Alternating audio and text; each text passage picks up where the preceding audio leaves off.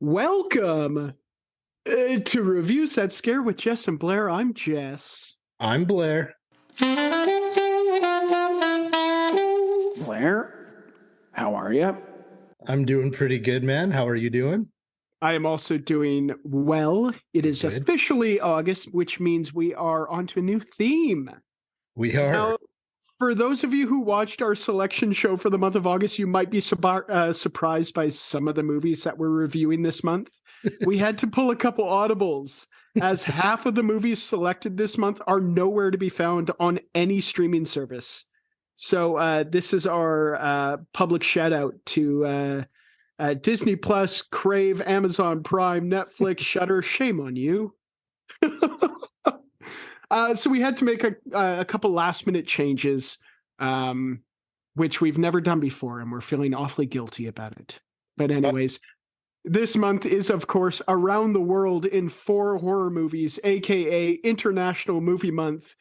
But before we jump into the first movie, what do you say we chat a little bit about some horror news? Blairski, want to kick this off? I've just got one thing to talk about. So I went and saw Talk to Me in theaters. Yeah. I had a little solo matinee movie day, and it was good, man. It was quite scary. A very different take on a possession movie. Okay. But I thoroughly enjoyed it. It was one of the creepier movies I've seen in some time for new movies, anyway. I do really want to see it. I read somewhere that it kind of avoids the cliches that a lot of possession movies run into. So that's really exciting. I also feel like there hasn't been a whole lot of horror movies coming out this summer. Not like new ones, not new fresh takes like Talk to Me is. So an A24 movie, you know. Can do no wrong. We've talked about this numerous times in the past. They can do no wrong. But you liked it. I liked it, and I definitely suggest to watch it for you and all our listeners. It's a good watch. I enjoyed it. Wicked. I definitely want to see that. There's one coming out this week, The Voyage of the... Demeter? Demeter. I think you're right, which is apparently, it's really cool. Apparently it's taken from the first chapter of Dracula. The book Dracula, and the trailer makes it look fantastic. And they have the monster Dracula, not like human form, but like monster Dracula. Yeah. So excited to see that. That one comes out on the 11th, I believe. So later this week, which looks good. I've got a couple pieces of horror news. It has been reported by World of Real that Maggie Gyllenhaal will be dipping her toes into the world of Universal monster movies. Okay. Apparently, she is signed on to direct a remake of The Bride of Frankenstein called The Bride. It has also been reported that Penelope Cruz will star as the bride, and Christian Bale will play Frankenstein. And wild. Now, and it wasn't clear on Bloody Disgusting. And it is a common mistake that we all make, but does that mean he's playing Dr. Frankenstein, or does that mean he's playing Frankenstein's monster? It wasn't until I got older where I realized they were two separate entities. You know what I mean? Yeah. So it wasn't overly clear, but there's no other news on shooting dates or release dates, but this one will be released on Netflix, so that'll be good. They might not have some great international horror films, but they will be getting Maggie Gyllenhaal's The Bride. Also, Blairski, it is official. Trick or Treat Studios, who we are both huge fans of, is officially releasing one of the coolest pieces of horror merch I have ever heard of. Okay. So, listeners, you know that we are both big Rob Zombie fans. Mm-hmm. And it has been reported that they will be releasing a 30-plus page House of 1,000 Corpses coloring book. Right on, man. Yeah, it will also include paper cutouts and dolls, and I believe it is currently on sale on the Trick or Treat website. I've seen a couple pictures, and it looks incredible. Wonder if I should get that for my daughter. I think you should. I think she's old enough. She's just turned 1? Yeah, just turned 1. I think she's old enough. Yeah, for sure. It does look really, really cool. I'll send you the link after. All right. And then finally, Scream 7 officially has a director. I believe the directing collective, including Matt Bettinello, Olpin, and Tyler Gillette, aka Radio Silence, the collective who have directed the last two, were originally set to direct this one, but due to scheduling issues, Christopher Landon is being brought in. Christopher Landon, of course, directed Happy Death Day. No news when the newest installment will begin shooting, or even if Jenna Ortega will be in this one. But Benettonello, Olpin, and Gillette are still attached to the project as executive producers. So that's kind of cool. I think Christopher Landon also did that movie Freaky. I think you're right. Yeah, absolutely. With Vince Vaughn, and I can't remember who else is in it, but absolutely. Yeah. That's the one with Vince Vaughn and Owen Wilson where they're crashing weddings, correct? Freaky? I think that's Wedding Crashers you're thinking of. Right. Still Vince Vaughn, nonetheless. I often get those two confused. Oh, goodness. What do you say we jump into this week's episode? As I was saying, the first episode in Around the World in 4 Horror Movies, a.k.a. International Movie Month, which is 1998's Ringu. Runtime on this one, I actually have it written down as runtime, and then I did not put the runtime. I believe the runtime on this one was like an hour and 32 minutes. Hour 37, I think. But yeah, kind of in that sweet spot. Initial thoughts on the runtime on this one? Well, it's right in the sweet spot.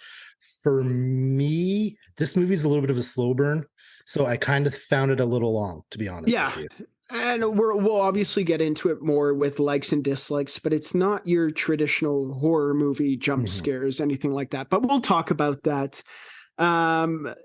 Let's chat a little bit about some fun facts. Blairski, what do you have for fun facts for Ringu? Well, here's a fun fact. This wasn't the movie we were supposed to be watching. No, it was not. Oh, God, how embarrassing. Well, originally, we were going to start off with Black Sunday. Yeah. Which was a movie we did pick on our wheel. Yeah. Now, Black Sunday is available on YouTube. I made the attempt to watch Black Sunday and lasted about half an hour and had no fucking clue what was going on at all. Blairski vetoed it. Yeah, I messaged Jesse the next morning. I was like, we got to pick another movie, man. We cannot review Black Sunday. It's just not going to happen. Now, in Black Sunday's defense, I've seen the intro for it, and it has arguably one of the coolest intros. The intro is great. It's an awesome intro. It's very similar to Texas Chainsaw Massacre's intro. Yeah. With the wording going up the screen and a narration of it. Yeah. So we're not watching that one. That is our late veto for the month. Yeah. Yeah, we decided not to watch that. Instead, we're going to start with Martyrs. Couldn't find Martyrs anywhere. So we're like, okay, well, let's do Wreck. Couldn't find Wreck anywhere. Landed on Ringu. That's a fun fact, though. Which, you know what? I'm glad that we did end on Ringu. Arguably one of the most famous international horror movies. Yeah. And one that its American remake maybe gets a little bit more attention than the original Japanese film. It does. It does indeed. Yeah. Another fun fact, this film's title, Ringu, which is also just Ring, can be interpreted in several ways, such as alluding to the never-ending cycle of the ring curse. Another interpretation. Yeah, you got it. You got it. The ring relates to the phone call, which warns those who view the tape that they will die in 7 days. Yeah. And the last interpretation is it's the viewing from the bottom of the well looking up when the lid's closing on it. It's got that's always kind of the way I interpreted it, was the ring of the well. It was so funny, Carly. I was watching this movie by myself, and Carly came down for the last 20 minutes. And there's a scene where the main characters, there's a ghost reaching into her bag, and she says, "Oh, is he grabbing the ring?" And I looked at her, and I was just like, "What ring are you talking about?" She's like, "Oh, I just assumed that there was a ring in this movie." And I was like, the one ring to rule them all. But honestly, it's like, fair enough. If you've never seen the movie, it's like you're expecting that there's going to be, it's going to be a more obvious ring than it's. I think it's more of a metaphorical ring than 100%. or like you said, could be interpreted. 5 different ways. You know? Right, right. Yeah. The original sequel to this movie was called Spiral, and it was released in Japan the exact same year as Ringu, but received very poor reception. So they made a new sequel, The Ring 2, Ring 2. Okay. which was released in 1999, followed by, I think, 3 other Japanese entries, plus at least 2 American remakes. So the franchise has definitely grown. Yeah, absolutely. I remember when it came out, it was massive. This one and The Grudge, I feel like came out around the same time, and they're similar concept. But I remember when The Ring came out, the American remake, which, spoiler alert, hot take, I have never seen. It took the world by storm. In my opinion, I'll get there, but the American remake's better. Okay, hot take, Blairski. Yeah, in my opinion. But also, in my opinion, The Grudge is better than The Ring. But we'll get there. We'll get there because we're doing The Grudge. We're doing The Grudge later. We are. We'll talk about that later. Yeah. What else you got for fun facts? My last one is the guy who plays Scorpion in the new Mortal Kombat movies is the star in this movie, and I recognized him instantly. Yeah. He's in quite a few. We'll get into it when we talk about what they've been in, but he was also in Bullet Train, which is fantastic. He was in the Avengers Endgame, I believe it was. Okay, yeah, he was actually. He's been in a lot. Yeah. Good actor, man. Very good actor. Very good. Yeah, acting was strong in this one, which I'm sure we'll talk about shortly. That's all I've got for fun facts, though, buddy. I've got a couple pieces here. At the time of its release, it was the highest grossing horror movie in Japanese history. Yeah. Fantastic. This one I really liked. Apparently, the sound of the phone ring was created by combining 4 different phone sounds, as Hideo Nakata wanted something unique and less Hollywood sounding, which makes sense. I mean, you watch an American movie, and every time a phone rings, it's like a stock ring. Yeah. The budget was $1.2 million, and most of it came right out of Hideo Nakata's pocket. That's crazy. That's when you know the director has complete and utter faith in the project at hands. I love that. That was like Bruce Campbell and Sam Raimi when they did Evil Dead. Evil Dead. Absolutely. That's what I was thinking. This one I really like. Hideo Nakata went on to direct the sequel, the American sequel. The Ring 2, which is really, really cool. And I really love that they brought on the original director of the Japanese film to do the sequel to the American remake, which is really, really cool. And then finally, Sadako, the ghost, is based on the legendary Japanese ghost of the Onryo. Usually female, it is a ghost that manifests after dying in the grip of a powerful rage and materializes as a very physical spirit to seek vengeance on the living. The Ju-On series was also inspired by the same legend. Of course, Ju-On being The Grudge. Yeah. You'll find out near the end of this month when Phasmophobia releases, and Onryo is one of the ghosts that you can hunt. Ooh, I can't wait. That is, of course, a game that we've been talking about for a while, and one that we will be playing later this month. We'll talk about that on down the road. Yeah, down the road. In its own episode. But what do you say we chat a little bit about the people who made this very cool movie? Starting off, directed by Hideo Nakata, also directed 1999's Ringu 2, and the American sequel, The Ring 2, in 2005. Also directed 2002's Dark Water, which I believe was based on another book written by Koji Suzuki, who wrote the novel Ringu. Okay. Which is really cool. This one, written by Hiroshi Takahashi, also wrote Ringu 2, Ringu 0, Birthday, the American remakes of both The Ring and The Ring 2, and 2018's Occult Bolshevism. Are a big fan of occult Bolshevism, Blairski? First I've ever heard of it. He does not like the Bolsheviks. It is a Red Scare.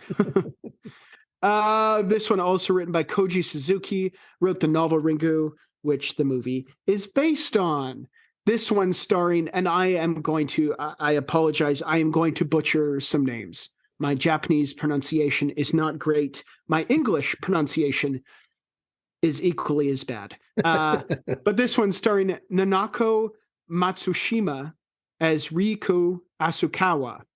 Also starred in Ring 2, 162 episodes of Sunflower, 1997's Fireworks, Ferris Wheels, and Love, and in 2000's Hawujuoto. How did it sound? Sounded great. Good job. Oh my God, how embarrassing for me.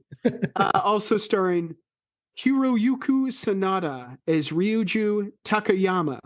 Also starred in 2013's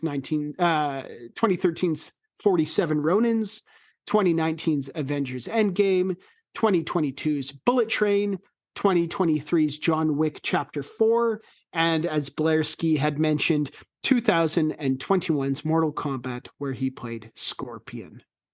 And then finally, this is a big cast, but the last one that I'll chat about, Ri Ino as Sadoko Yamamura, who is, of course, the ghost, starred in Ring 2 and 2001's Inugami. Have you seen 2001's Inugami, Blairski? I have not, but I just want to say, considering I couldn't pronounce interpretation earlier, you're doing an excellent job here, buddy. You're doing a great job. Hey, interpretation is a lot of words. It's a bunch of syllables, and there's a tons of vowels in there. So, what are we playing? Wheel of Fortune or doing a horror movie review? Oh goodness! Let's get into the synopsis. In my opinion, one of the better synopses that we've gotten, courtesy of IMDb. A reporter and her ex-husband investigate a cursed videotape that is rumored to kill the viewer 7 days after watching it. Great synopsis. Short and That sweet. is short and sweet. That is exactly the movie, but still is clouded in an air of mystery, if you will. If you will. This leads to one of our favorite segments, Kill Count. Kill count. The time of the show we count the kills. Blairski, we'd have got a kill count on this one. List of Deaths fandom page lists the total death count at 9, but I'm pretty sure there's only like 4 actual kills shown in the movie. A lot of it are deaths that happened beforehand, before the movie. Okay. I think this is a good segue. Let's maybe jump right into likes and dislikes, the portion of the show where we talk about what we liked, what we didn't like, and everything in between. Let's maybe chat about the deaths in this movie and how graphic or not graphic they are. Do you want to start this one off? Bro, I have written here that all the kills were very lackluster. Yeah. We had mentioned before, this isn't a horror movie in kind of its traditional sense. I would say American-wise or Canadian-wise or North American-wise, this one felt more like a thriller to me. Yeah. It was a very good thriller, but it wasn't, we didn't get the blood, the guts, the gore that we're used to in, I guess, horror movies that we've been reviewing up until this point. Man, there was no blood in this movie. I don't think that I can remember anyway. Like, no blood at all. Yeah. That being said, I do love the imagery of the victims in this movie. The deaths are, like we said, not overly gruesome, but their faces are also contorted that it seems like what they are experiencing at the time of death was very painful, and they were experiencing a lot of fear. Yeah, they look scared shitless. Yeah. So even though we didn't see it, the victims clearly did see that, and we see that through the victim's, I guess, death face. What else did you like about this one? The acting was really good. The score in this movie was also really good. I quite enjoyed it. That tape they watch, so the cursed tape, it is so fucked up. It is so good. But at the same time, it reminded me of when I tried watching Black Sunday. Because so the 20 minutes or 30 minutes I watched of Black Sunday was very similar to the Ring cursed tape, where it's just a bunch of random shots and I really had no fucking clue what was going on in it. it's very bizarre. It's very abstract. It's in Black Sunday's take, it is very gothic. Yeah. Yeah, it's I imagine it would be one of those movies where you would watch it for the urban legend behind it, not so much the thank God we were not the reporters investigating this, because Blairski, you and I would have gotten nowhere. No. We would have been gone in 7 days, if not sooner. Go 100%, man. I think the ghost would have taken us out of our misery even sooner, just saying, oh, I can't let them struggle with this tape any longer. There's a scene at the beginning of the movie, the very first scene of the movie, with the two girls, and they're kind of telling the story of the myth of the tape, and the one girl's joking that she watched it, but in reality she did watch it. Yeah. She laughs in that scene, and the laugh reminded me of Baby Firefly's laugh in House of a Thousand Corpses. Like Okay. instantly, like Rob Zombie's wife, that just cackle. I thought it was great. I've already mentioned this movie is a little bit of a slow burn. Yeah. Nothing really happens until the last 20 minutes of the movie, to be honest. A lot of it is investigation, almost. Yeah, which isn't necessarily, it's a slow burn that I mean, to add on to that slow burn, that keeps your attention for the whole movie. I didn't reach for my phone once during this one. No, I wasn't bored at all, but I was still waiting for a little excitement in the movie. And just a little bit more to happen. I mean, and I think where we were, I don't know. It's I noticed that there was 20 minutes left in the movie, and they had solved the case, or they thought they did. And with 20 minutes to go, and me not seeing the sequels, not knowing that the sequels pick up right where the original left off, it was like, okay, like this ending is not great. I did not like the ending. I felt that it was very anticlimactic. It was. I thought that it was they were rushing to figure out how to end this movie, and they just ended it. But now, knowing that there is a sequel to the movie, I am excited to watch the sequel and see where they pick up where they left off. Yeah, as I said earlier, the American remake I do enjoy better. It does have a better ending to it. It definitely shows more. It's just, I don't know, to me it's scarier. I wish it showed more of Sudoku. I wish it showed more. You only really see her at the very end of the movie, which was awesome when she crawls out of the TV. Yeah. But that's really the only time you see her, other than little images of her when you're watching the cursed film. And even in the flashbacks, or I don't even know if I would call them flashbacks or psychic visions, I guess. But even the scenes, like the scene at the end where she comes crawling out of the TV, is, in my opinion, the most exciting part of the movie. I agree. It's the most frightening part of the movie. I was just hoping that there would be more scenes with her, and the scenes that she was in would be more scary, which they weren't. They weren't scary. They weren't over the top scary. No, they weren't. And I find in the American remake they are. That's, to me, that's kind of the difference between the two. Did there any jump scares get you? Any jump scares at all? Not that I can think of off the top of my head. And just thinking back, there was a couple of moments where it was like I was anticipating a jump scare. One in particular in the well at the end when they're searching for her body. I was waiting for her to, and there was kind of a small kind of jump scare, but it quickly petered out. Like it didn't go anywhere. Well, it went somewhere, but not in the direction that I was hoping it would. Yeah. I got hit with one real good jump scare where I literally jumped, and it was when it flashes back to the one lady finding her daughter dead in the closet. Yeah. The that face. got me. Yeah, the face, and it just it switches scenes so fast to that. Yeah. It got me. I definitely jumped. But other than that, I did not find this movie that scary. And it kind of sucks because I was turning it on, lights off. It was like almost midnight when I started watching it. And I was expecting to watch a scary fucking movie, and I just wasn't that scared. It's a tough movie to watch, especially late at night when you've just come off of a full work day. Mhm. I imagine that a lot of people maybe would fall asleep during this movie. Not necessarily because it's a boring movie. It's not boring in any way. I didn't find it boring.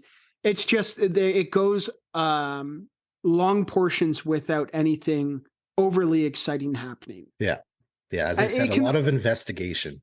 Yeah, it can also be a bit confusing. I felt like the whole idea of the main male character, Ryu, being a psychic. That was my understanding, is that he was also a psychic. I picked And that up he- near the end a little bit.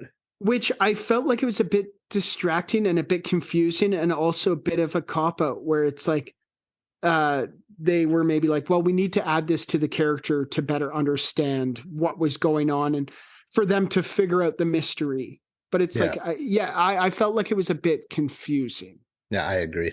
I only have one more thing written down here, and I've covered everything I've written down, but I just want to talk about the scene in the cursed video, or I don't even know if it's in the cursed video or if it's just something imagined in the head, but it shows where Sudoku gets clubbed in the head by her own dad Yeah. and falls into the well. I found that, pretty disturbing, to be honest with you. She's just a young girl looking into the well, and her dad just comes back and right in the back of the head. I really enjoyed that scene, although it was disturbing. Yeah, you see it from a distance, and it's definitely disturbing, and it's, I guess, as graphic as this movie gets. Mhm. But yeah, it was definitely disturbing, that's for sure. I don't have much more to say. I thought the premise of the movie was very, very cool. Yeah. I love the idea of anything based around urban myths or urban legends. I love that. Crazy about that. I think it's a great premise for a movie, and for them to run with this with kind of a traditional Japanese ghost, I love that. And I also thought this is kind of a weird place to end it, but I love the lighting in this movie. Okay. I loved how dimly lit everything and moody everything was. I feel like lighting often goes with sound, where it can add so much to a movie, but it can also take so much away. And I felt like this one, the lighting definitely added to the movie. It just added to the mood of the whole movie. Yeah, nothing that I overly didn't like about this movie. I thought a bit of it was a little anticlimactic. Yeah. It was a slow burn, as we have already mentioned. It was a slow burn that kept our interest the whole time. Yeah. Agreed. What do you say we dive right into one of our next categories, which is lessons we learned from watching 1998's Ringu? Lessons we learned from watching. Insert title of movie here. The segment of the show where we talk about the valuable life lessons we learned from watching said movie. Blairski, did you learn anything about Ringu or from Ringu? Well, I already knew this, but this movie reminded me how much I love the Japanese culture. Love it. I love the Japanese. Growing up, we always had Japanese exchange students. I love their food. They're always so happy and joyous, it seems. Yeah. And I do love the way Japan makes their horror movies. There's just something about Japanese horror movies that is just totally different from any other culture. And I absolutely love that. I would say movies just in general. Like one of my favorites is Akira Kurosawa, who, I mean, when you talk about samurai movies, it's Akira Kurosawa. And Fair. I love Japanese movies. They're so good and so different than we get over here. 100%. But as I said earlier, in this case, I do like the American Ring better. Yeah. But there's something about the way the Japanese make movies. It's magical, really. Yeah, it's great. Last thing I learned, if you're in a possession of a cursed tape, you know it's a cursed tape, do not watch the Zed cursed tape. Like, I have no idea why she watched the tape to begin with, knowing she knows that this is a cursed tape. She knows. Not only don't know why she watch, lets anyone else watch it. You know what I mean? yeah. Well, and not only don't watch it, but don't like aggressively search for it. Like, it wasn't, she had to go looking for it. And it's Yeah. like, well, then don't, I learned a couple things here. If you, a cursed tape should come with a MPAA rating. If the tape had a proper rating, then Ryuku's son would never have watched it. That's correct. And this never would have happened. Throw an R rating on there at least.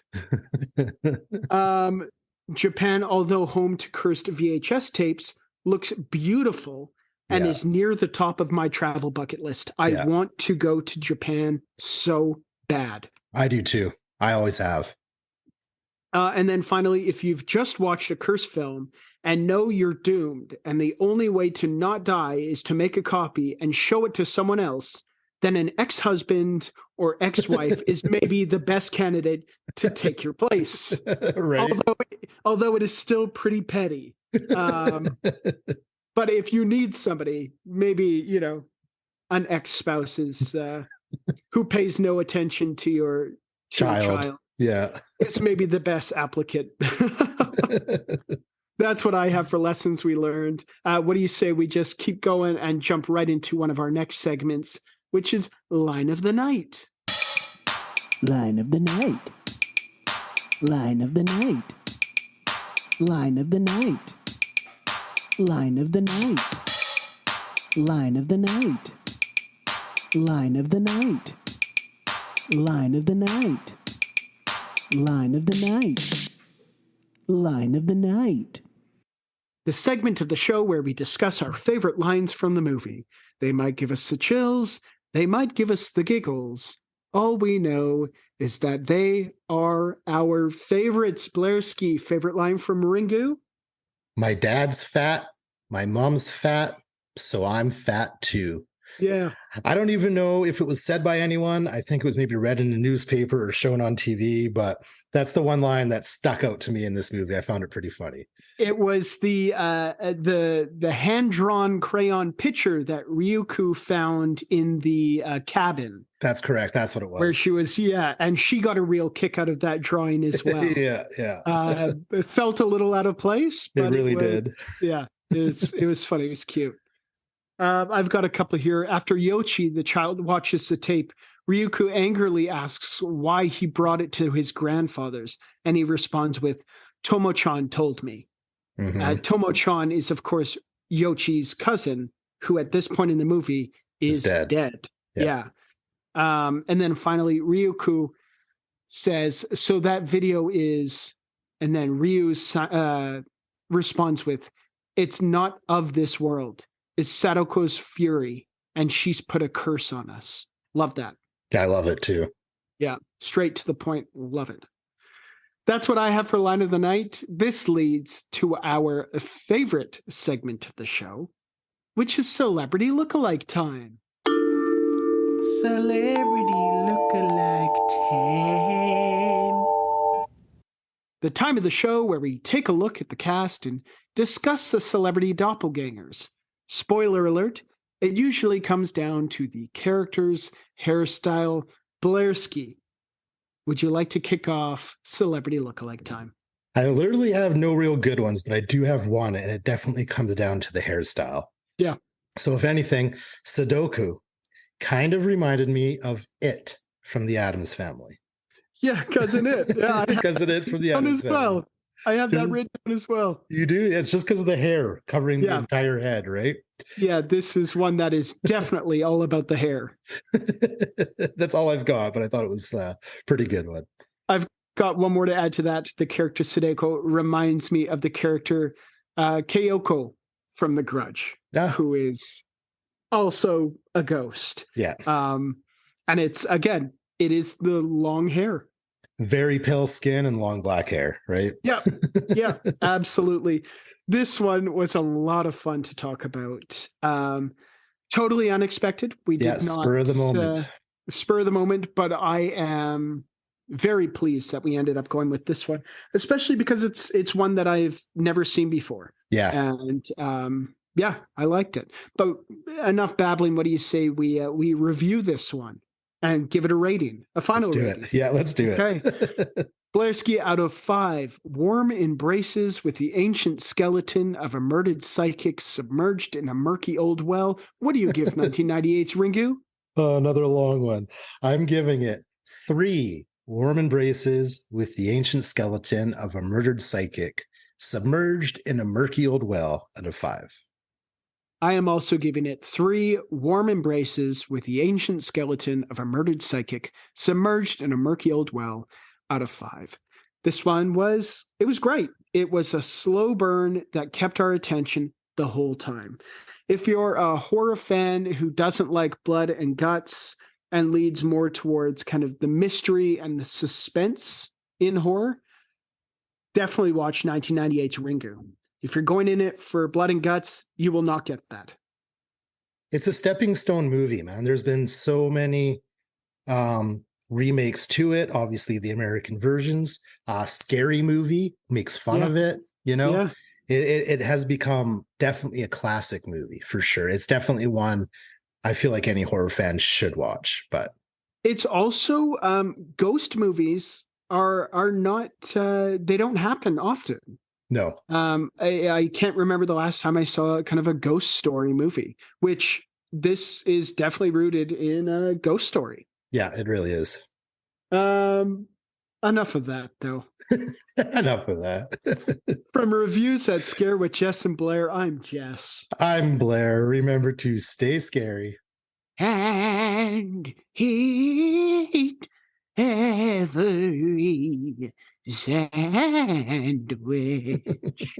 Bye. Thank you for listening to Reviews at Scare. Make sure you check out our Linktree at linktree/Reviews at Scare.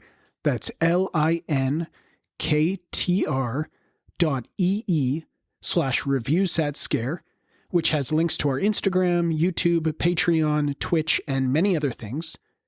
If you'd like to email us, you can reach us at reviewsatscare@gmail.com. Thanks for listening, and remember to stay scary and eat every sandwich. A proud member of the Planet X Network.